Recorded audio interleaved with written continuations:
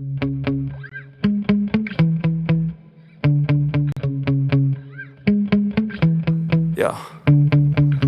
Sometimes I get so mad, there's no controlling me. My thoughts get so bad, I'm like, I might grab a bat, I don't know. My wrath, my blood boils over like, oh God, here goes. I lost all feeling from my head to my toes. You said some shit that I can't let go, so just stay tuned for the rest of the show.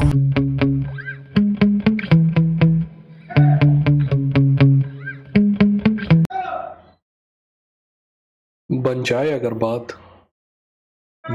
अगर बात तो सब कहते हैं क्या क्या। बन जाए अगर बात तो सब कहते हैं क्या क्या। बिगड़ जाए अगर बात तो क्या क्या नहीं कहते। वेलकम टू यूनिट फाइट जंग में आप सभी का स्वागत है। आज हम कुछ न्यूज़ की बात करेंगे और UFC 250 UFC वेगस 250 जो खत्म हुआ उसके बारे में बात करेंगे। वैसे UFC 250 के बारे में मैंने 3 प्रोडक्शन किए थे, तीनों के तीनों सही निकले। इसके पहले UFC 272 के बारे में 5 प्रोडक्शन किए थे, पांचों के पांचों सही निकले, मतलब 8 आउट ऑफ 8। बट इसका मतलब ये बिल्कुल भी नहीं है कि मुझे मतलब मैं ये प्रेडिक्ट कर सकता हूँ कि कौन जीतेगा कौन हारेगा, क्योंकि यहाँ पे घोड़े नहीं लड़ रहे हैं, यहाँ इंसान है जो डिसीजन को चेंज करने की, जो रिजल्ट को बदलने की क्षमता रखते हैं।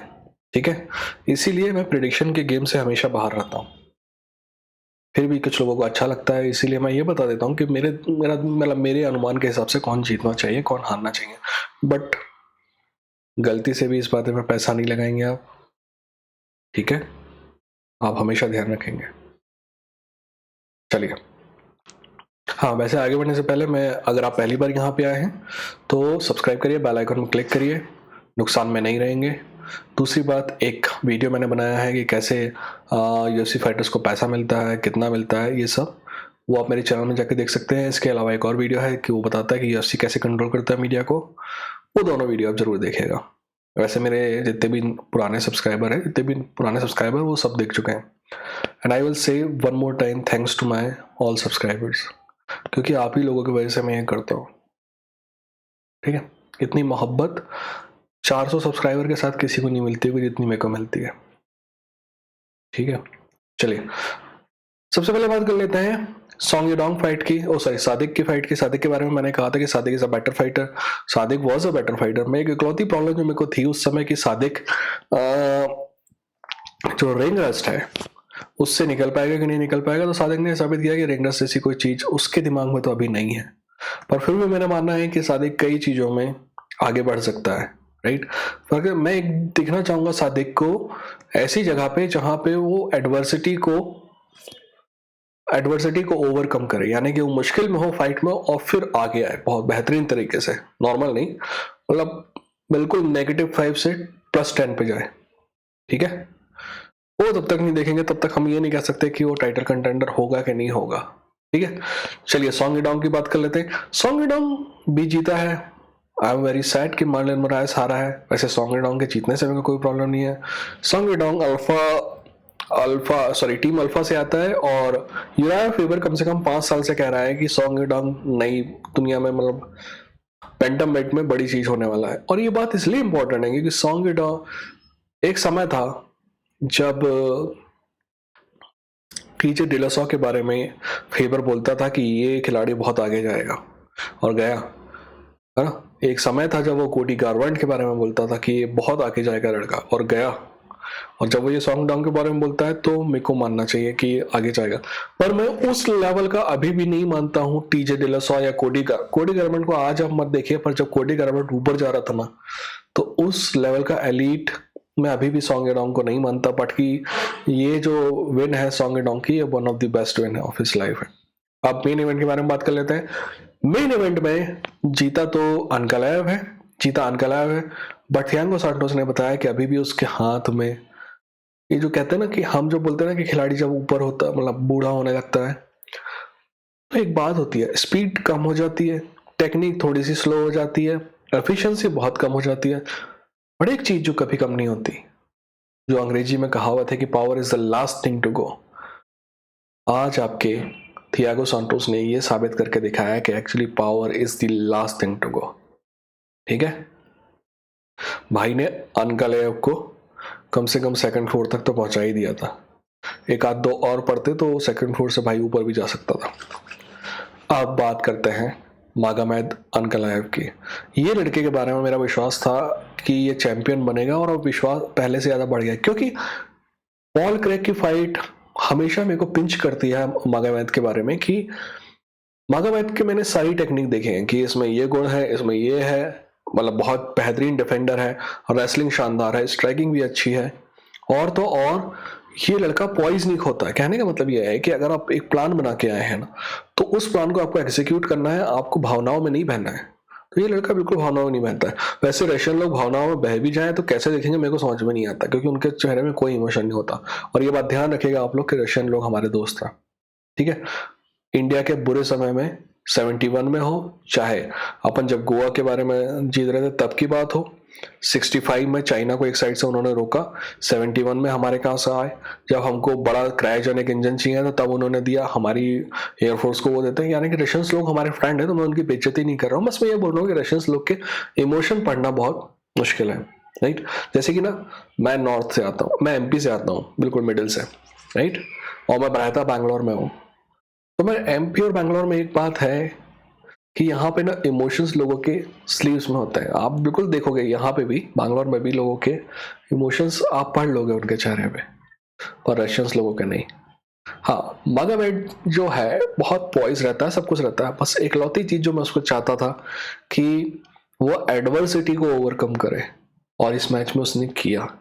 लड़का नॉकडाउन हुआ और फिर वहां से उसने सर्वाइव किया और फिर थ्राइव किया। Magomed is going to be problem for everybody. Magomed is going to be problem for everybody. मेरे को एक बात की खुशी है कि मागोमेड मेरे ख्याल से 1-1.5 फाइट दूर है, एक फाइट और दूर है, अगर एक फाइट और दूर है चैंपियनशिप के। बट अभी जो करंट चैंपियन है वो मेरे को बहुत पसंद है, और मेरे को लगता है कि अपना जो लाइट हैवीवेट का चैंपियन है वो 1-2 फाइट के बाद रिटायर हो जाएगा। जब वो बना तब भी खुशी हुई, जब वो रिटायर होगा तब भी खुशी होगी, क्योंकि वो भी ये बताता है कि सपने देखना आपको कभी नहीं छोड़ना चाहिए।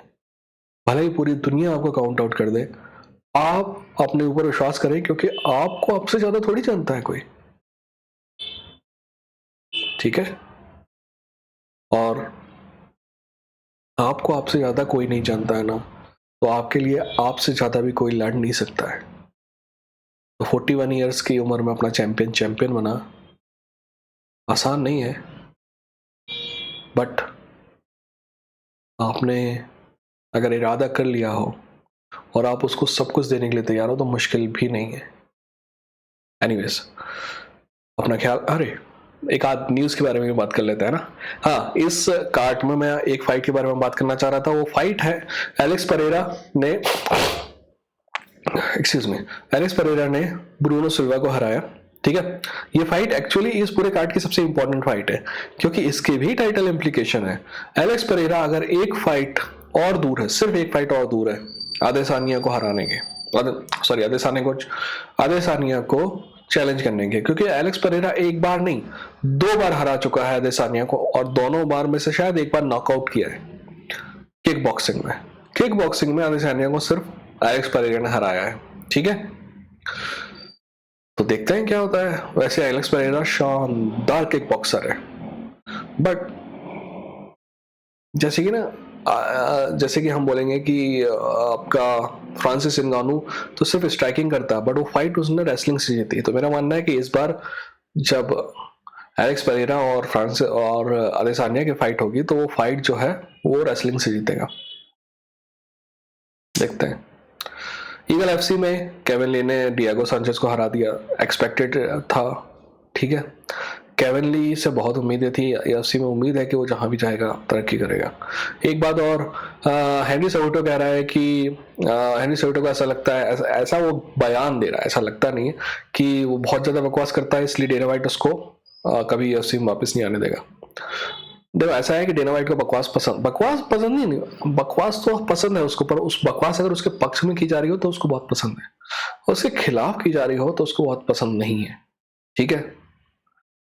हेनरी सेहुटो ओलंपिक चैंपियन है, ओलंपिक चैंपियन, आप मान लीजिए कि आप UFC चैंपियन होंगे, बट ओलंपिक चैंपियन होना एक अलग ही लेवल का एलिटिज्म है, और उसको मनचाही फाइट ना मिलना दिक्कत की बात है, ठीक है।